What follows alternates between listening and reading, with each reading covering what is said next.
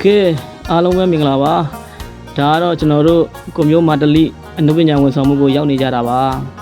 ဒါသူတို့ကတော့ဒါရိုက်ကူးရေးအတွက်ပြင်ဆင်နေကြတာပေါ့နော်ကျွန်တော်တို့ရိုက်တာတော့မဟုတ်ပါဘူးသူများကရိုက်တာပါကျွန်တော်တို့ကရိုက်တော့ရိုက်ပါတယ်ဘာရိုက်လဲမင်းတော့အခုလိုပဲကျွန်တော်ဗီဒီယိုတွေချောက်ရိုက်ပါတယ်ဟုတ်ကဲ့ပါကိုမျိုးမာတလီအနုပညာဝန်ဆောင်မှုမှာကျွန်တော်တချင်းငွေတာရိုက်ကူးရေးလုပ်တာနောက်အဲ့လိုပေါ့ဟို YouTube နဲ့ပတ်သက်တဲ့ lesson ကိစ္စတွေပါတယ်အားလုံးကိုစိတ်တိုင်းကြနော်ဆောင်ရံပေးနေပါတယ်ပြီးတော့ရန်လန်းသဘောကောင်းတယ်ဗျသွားရင်ထမင်းလဲစားအောင်ပါနော်ကဲဒါနဲ့စကားမဆက်အနောက်ကဖွင့်လိုက်တဲ့ချင်းလေးအရန်ကောင်းတယ်ဗျ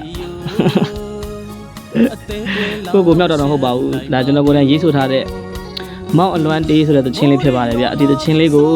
အားပေးမှဆိုရင်ဒါကျွန်တော်ရဲ့ YouTube အကောင့်မှာလည်းအစားဆုံးတင်ထားပါတယ်ဝင်ရောက်အားပေးလို့ရပါတယ်ဗျကဲဒါလေးကတော့တရားဘူးဖြစ်ပါတယ်ဘောဓမာတွေအကုန်လုံးဒီနေ့မာတလီကိုသွားကြတာပေါ့နော်